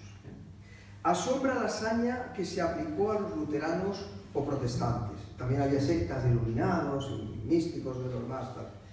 No se escatimaron medios y los autos de fe celebrados para su exterminio fueron, con mucho, los más celebrados y festejados de la época. Eran fiestas, los autos de fe. Felipe II estuvo siempre obsesionado con un rebrote protestante, sobre todo en la frontera pirenaica. La proximidad de los hugonotes franceses y su relación con las provincias catalanas le hizo temer una conversión masiva de esta parte de su reino, como había sucedido en los Países Bajos. En los Países Bajos, derrotados, al final, pues, ¿cómo se llama la paz esta de la rendición de Breda? El Tratado de Utrecht. Los españoles tienen que retirarse y claro, algo que también señalaba Manuel en el intermedio, decía, claro, ¿por qué en Francia un rey protestante hace una misa y se convierte al catolicismo? Y decía, es que era una nación. Entonces, esto de la pluralidad religiosa era algo muy controvertido. ¿Y qué es lo que ocurre? Que ya hemos visto lo que hacían cuando la religión del súbdito no coincidía con la del príncipe, era emigrar. ¿Y dónde podían emigrar los hugonotes franceses? Pues uno de los puntos de entrada sería la frontera pirenaica. Esto, que por ahí entraban los colportores, esto a Felipe II le daba un poquito de miedo, muchito. El rey había logrado éxito total en su empeño de erradicar la herejía de los territorios hispanos. En este caso, utilizó el método expeditivo del asesinato, que en el exilio los luteranos podían organizar, ya que en el exilio los luteranos podían organizarse y volver a atacar con nuevas fuerzas. La política de... Pero estas no fueron las únicas medidas que tomó la corona para erradicar la herejía. La importación de libros desde el extranjero se vigiló estrechamente, y de ahí lo que yo creo que señalaba Raúl. Para no contaminarnos con las ideas, no solamente no van a entrar libros protestantes, no van a entrar libros. Todo lo que viene del norte de Europa se hace sospechoso. Se prohibió estudiar en universidades extranjeras y los profesores y centros educativos fueron estrechamente vigilados. España se cerraba a lo bueno y a lo malo, creándose una atmósfera angustiosa de sospechas y acusaciones. A partir de este momento, las tierras peninsulares quedaban cerradas a las ideas reformadas y a todo aquello que oliera a protestante. Felipe el Rey así lo quería. Entonces ahí vemos una España que se va cerrando cada vez más y más en su catolicismo. Yo no sé si don Marcelino se arrepentiría de su frase, pero es una frase que a mí me parece acertada a la hora de describir históricamente parte de lo que fue la historia de España, de la España moderna. Bueno, pues ahí tenemos contra los turcos la batalla de Lepanto. Ahí hay una escultura, no sé si la pintura se basa en la escultura, ahí tenemos a don Miguel de Cervantes en la batalla de Lepanto. La guerra contra Inglaterra, Felipe II manda a la Armada Invencible, que, bueno, pues los elementos, ¿no? Los elementos destrozaron a esa armada supuestamente invencible, pues no llegó prácticamente a las costas de Inglaterra. Y luego también el hostigamiento continuo, no quedan 10 minutos, pero el hostigamiento continuo de los piratas ingleses a los barcos españoles y demás, y todo esto está mezclado pues, en un proceso no solamente dentro de Europa, sino también hacia las Américas y hacia otros lugares. Pero bueno, una guerra ahí con Inglaterra, una guerra importante. Y luego la sublevación de los Países Bajos. Algunos han hablado de la guerra de los 60 años, la guerra de los 80 años, yo os hablaré luego de la guerra de los 30 años, pero un periodo largo en el que se suceden pues, también distintas etapas, desde el 1568 hasta el 1648. Y pues al final la división de los Países Bajos en una parte católica y una parte protestante. Felipe II también apoyó el Concilio de Trento. El Concilio de Trento se reúne fundamentalmente en 3 sesiones, desde la época de Carlos V hasta la época de Felipe II. El intento era reformar la Iglesia. En las primeras sesiones se invita incluso a protestantes, algunos asisten, pero no hay posibilidad de resolver. Era tarde, no hay posibilidad de resolver el conflicto. Entonces, 3 características importantes: la reafirmación de las ideas de la Iglesia Católica. Ahora os resumo un poquito algunos de los puntos importantes. Mantener los dogmas de fe que rechazaron los protestantes. Mantener, incluso yo creo que a veces afirmar o reafirmar o enfatizar la diferencia con los protestantes. O sea, que mucha unidad no podía haber. Por otro lado, una reforma interna. La Iglesia, todo el mundo lo reconocía, necesitaba una reforma. Y de la misma manera que la propia historia o los propios historiógrafos católicos reconocen que los papas del Renacimiento fueron un desastre para la Iglesia, pues los papas que hay post-tridentinos, uno puede estar más o menos de acuerdo con su teología, lógicamente, pero muchos de ellos pues, fueron de una moral intachable, reformadores de la Iglesia, es decir, otro espíritu, que por lo menos para la Iglesia Católica no merece una crítica tan dura como la que se hace a los papas del Renacimiento. Medidas para frenar la corrupción, la importancia de la formación de los sacerdotes, el desarrollo de órdenes religiosas, entre ellas los jesuitas, una especie de orden militar, pero al servicio del Papa. Militar, pero de milicia espiritual. Y luego también otro aspecto, la represión del protestantismo, considerados como herejes, fortalecimiento de la Inquisición y la creación de un índice de libros que los católicos no podían leer, el índice de los libros prohibidos, entre los cuales estaba el Elogio de la Locura, de Erasmo y otros libros también.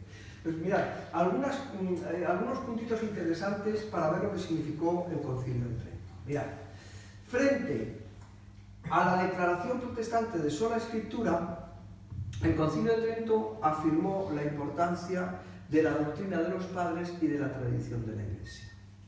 La Iglesia es el medio por el cual la palabra llega a los fieles y por tanto es su legítima intérprete.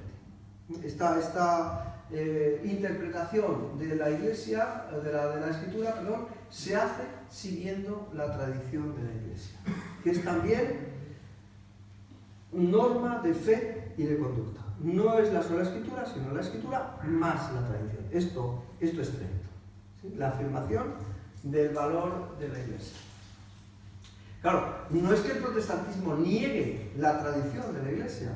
¿Qué es lo que pasa? Que la tradición será válida en tanto en cuanto esté sustentada por la Escritura. Pero no es la tradición la que define el valor de la Escritura, sino que es la Escritura la que nos dice cuál es el valor de la tradición. Ese sería el punto de vista protestante. Es decir, no es que se niegue la tradición, pero la tradición para tener valor tiene que estar de acuerdo con la Sagrada Escritura. Bueno, muy importante. Se afirma como Biblia canónica la Vulgata de San Jerónimo, que incluye los libros deuterocanónicos que no estaban en las Biblias protestantes. ¿Vale? La sola fide, pues la fe, para ser una fe salvífica, necesita de las obras, según Trento. Eso de la salvación solo por la fe, parece que a partir de este momento queda claro en el Concilio de Trento. Después ha habido acercamientos, sabéis, ¿no?, entre católicos y protestantes respecto a este punto. Frente a la doctrina protestante de la predestinación, la afirmación de la libertad y la responsabilidad humana.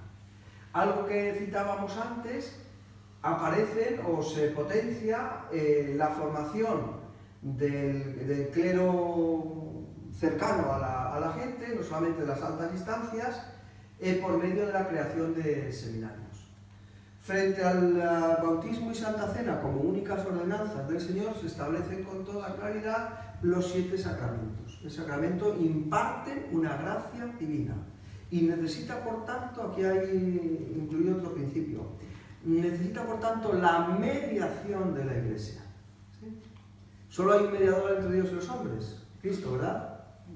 Pues aquí ahora es necesario para la administración de los sacramentos que sea un ministro el que administra ese sacramento. El matrimonio, unción de enfermos, en fin. Por supuesto, la afirmación, esta vez como afirmación dogmática, no como una sencilla observación teológica, sino como afirmación dogmática, la doctrina de la transubstanciación.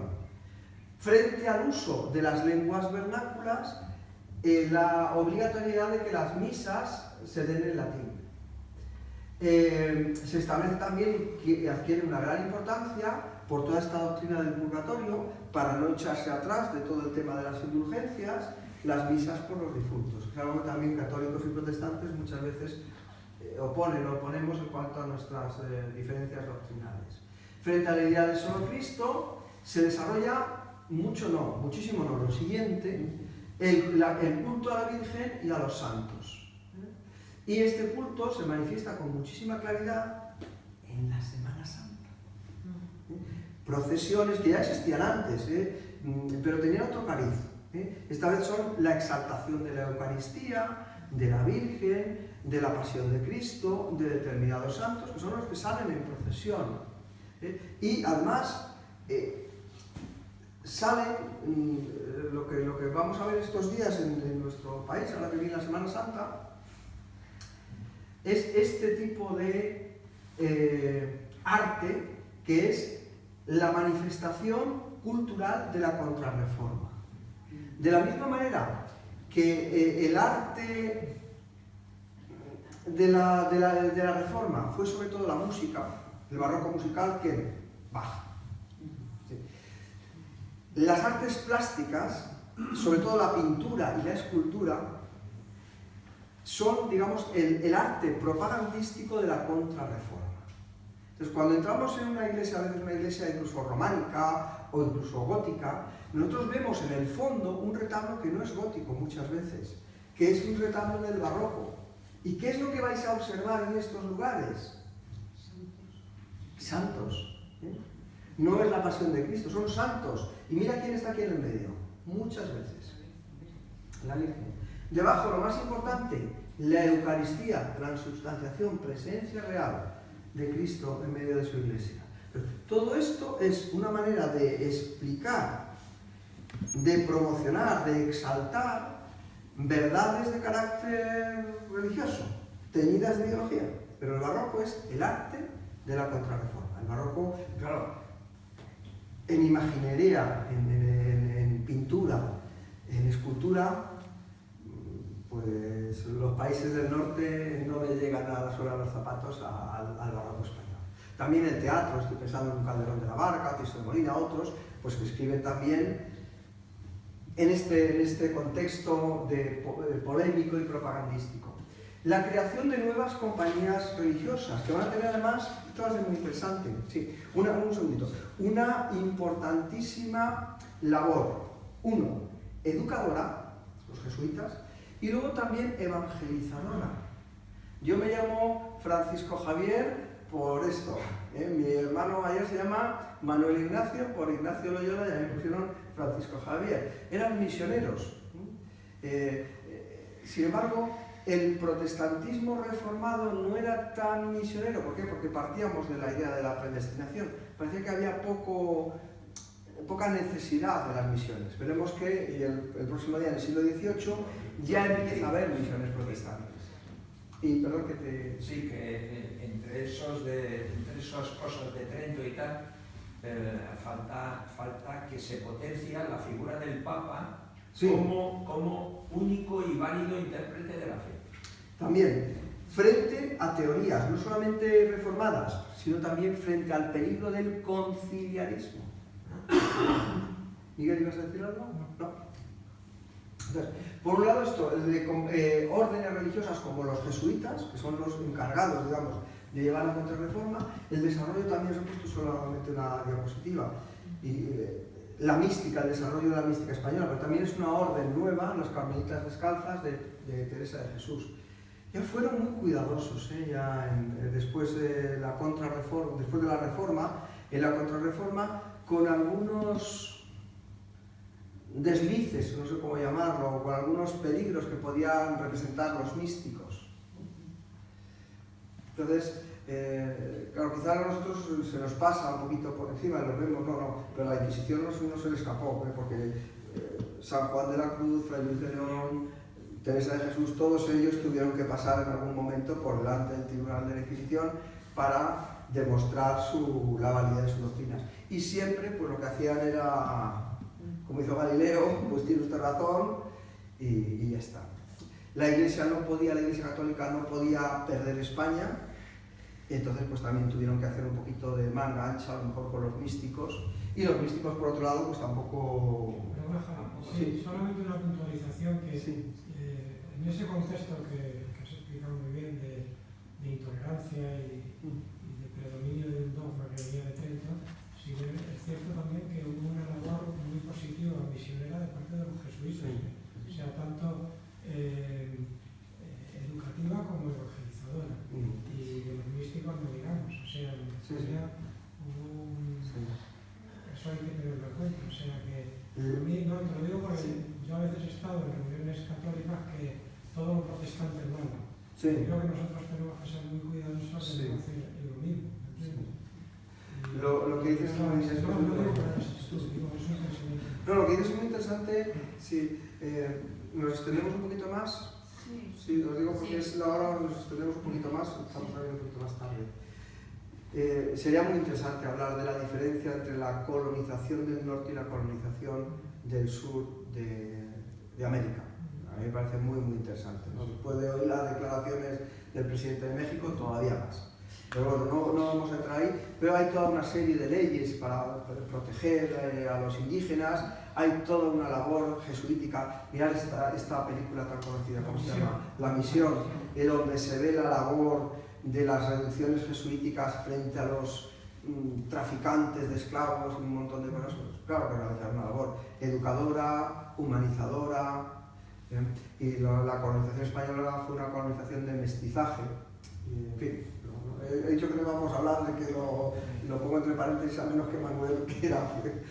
No, desde el punto de vista histórico hay que ver que el jesuitismo, en este caso concreto los jesuitas, es una orden contraria. ¿Contraria a qué? O sea, ellos cogen y dicen, vamos a ver, nosotros somos la milicia de Cristo. ¿Y eso qué es lo que implica? Pues ser la iglesia militante, o sea, la iglesia... ¿Y eso a qué se opone? Pues se opone al lado contrario, al lado más rígido probablemente del protestantismo, que era el calvinismo. Entonces, entre el calvinismo y el jesuitismo hay muy poca diferencia. O sea, desde el punto de vista práctico, desde el punto de vista de metodología, hay muy poca diferencia. Prácticamente nada. Una está enfrente de la otra. Y precisamente donde más chocan es donde es, en Alemania. En Alemania, que hay unas zonas que son protestantes y hay otras zonas que son católicas. Pero en un momento determinado, la lucha es tan importante desde el punto de vista ideológico. ¿Qué es lo que ocurre? Muchas zonas que antes eran protestantes se convierten en católicas. Y muchas zonas que antes eran católicas se convierten en protestantes. O sea, si podemos hablar de contrarreforma, que es un término erróneo, porque hay que decir que es una reforma católica, para la Iglesia católica. Pero si podemos hablar de contrarreforma es precisamente esto. Los jesuitas nacen en oposición precisamente a la doctrina protestante. Claro. De ahí la palabra contra. Es que es como la respuesta. No es solamente vamos a reformar a la Iglesia porque toque, sino vamos a reformar a la Iglesia porque ha habido una ruptura, entonces por problemas de la historiografía, qué palabra utilizamos. Y es verdad, hay una lucha, la cruz y la espada, pues peleando, intentando ganar terreno en todos los aspectos posibles de la existencia. Y bueno, pues cuando lleguen los monarcas ilustrados, no solamente en el norte de Europa, sino también incluso en España, prohibirán la Compañía de Jesús. O sea, los jesuitas pues, han tenido siempre, por esta idea de la milicia de Cristo, pues, también sus más y sus menos en la historia de Europa, en la historia del mundo y en la historia de España también. Pero bueno, pensad en todo esto, que es interesante, o sea, la ebullición espiritual. Hay teólogos de esta época, los teólogos del Concilio de Trento, la mayoría eran teólogos españoles, gente de una talla muy grande. Pero pensad en la literatura española, si es que lo llamamos, ¿cómo llamamos el siglo XVII? El siglo de oro. Ortega se dice una frase, ¿me dejáis hasta el cuarto? Sí. Vale. Ortega se dice una frase muy bonita, dice, en España nunca ha habido decadencia, dice Ortega, porque nunca hemos sido grandes. Entonces, es siempre Fijaros, es que cuanto más grandes hemos sido desde el punto de vista del espíritu, es cuando más pequeños hemos sido desde el punto de vista de la historia. Pensad, por ejemplo, en la generación del 98. España pierde Cuba, Filipinas, se desmorona todo, sin embargo, pues sale una generación de literatos estupendos. Y el barroco es exactamente lo mismo. Ya después de Felipe II, sus sucesores van a ser unos gobernantes pésimos, en manos de válidos o de validos, de personas que gobiernan en lugar de ellos. Y sin embargo, en ese momento de hundimiento del Imperio Español, es cuando surge pues Murillo, Velázquez, toda la literatura, Tirso de Molina, los que hemos citado antes, todo el arte del barroco. Cuando peor nos iba es cuando nuestro espíritu quizá, no sé. Inclusive la poca filosofía, que pudiéramos llamar español. Es que claro, ¿qué es lo que ocurre? Esto es importante. Mientras que en Europa se va a desarrollar, entre comillas, el libre pensamiento, el próximo día hablaremos un poquito de esto, con sus cosas buenas y malas, como decía Mario Escobar. En España sigue habiendo una filosofía, que por cierto es una filosofía que se establece como perenne, que es la filosofía de Santo Tomás, Concilio de Trento también.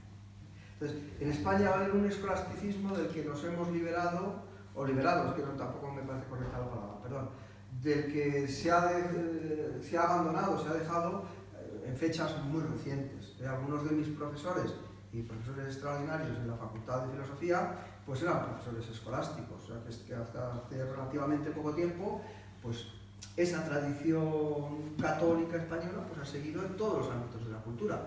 Y es así, o sea, no tiene nada de... O sea, tendrá cosas buenas y cosas malas, que no, si nos podemos analizarlas, igual pues nos quedamos. Mirad, aquí tenéis este imperio en el cual no se ponía el sol, las posesiones que luego va a ir perdiendo, hay Flandes, pero posesiones en América Latina, posesiones... La Paz de Breda, sí.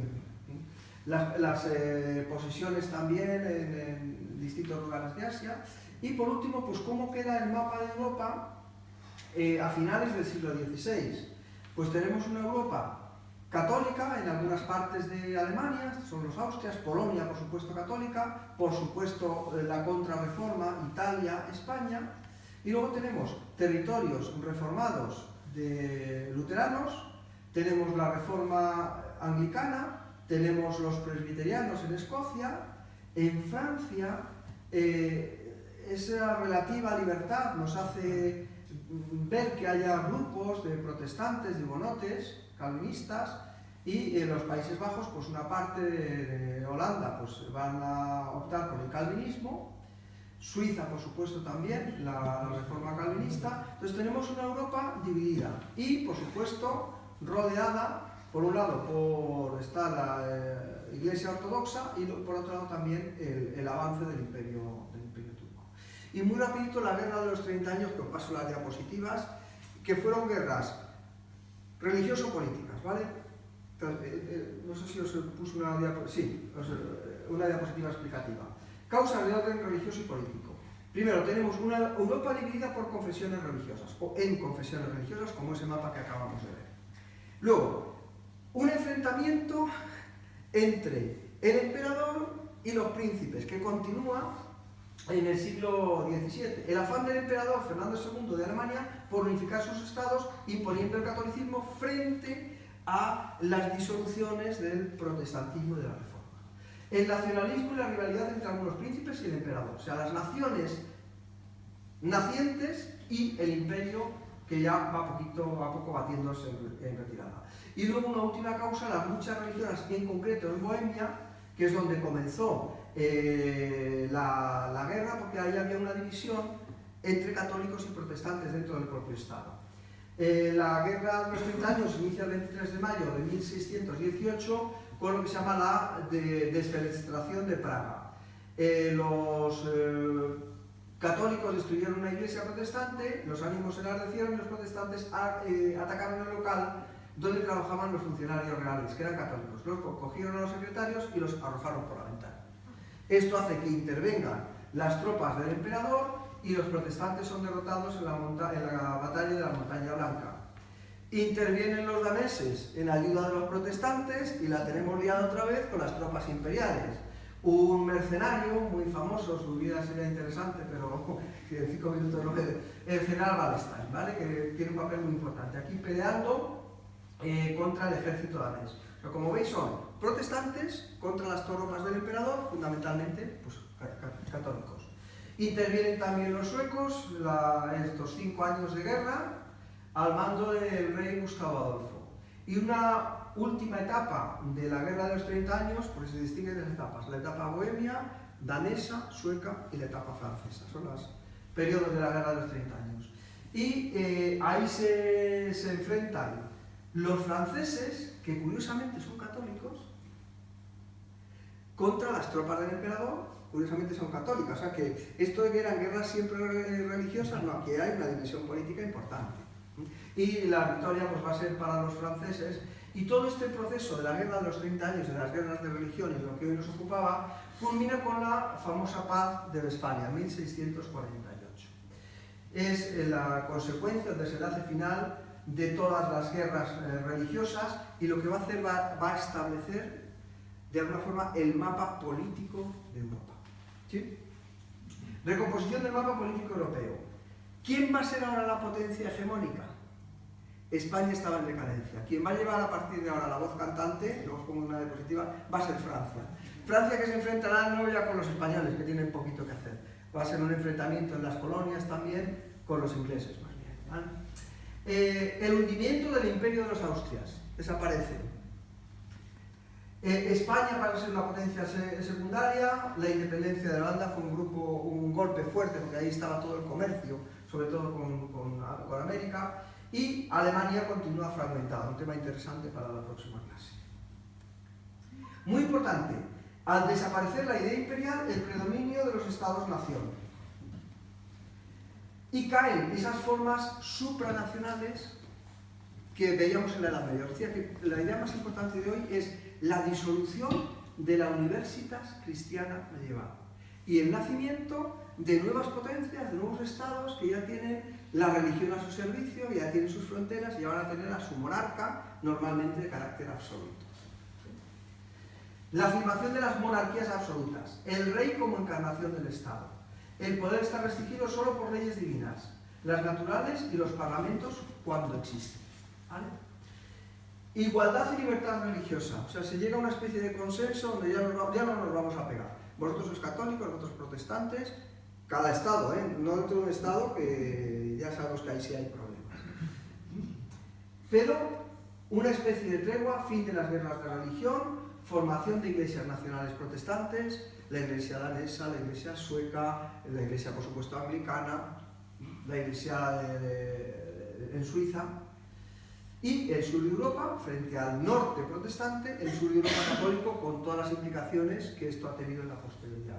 Entonces, el predominio de Francia, una hegemonía de carácter absoluto.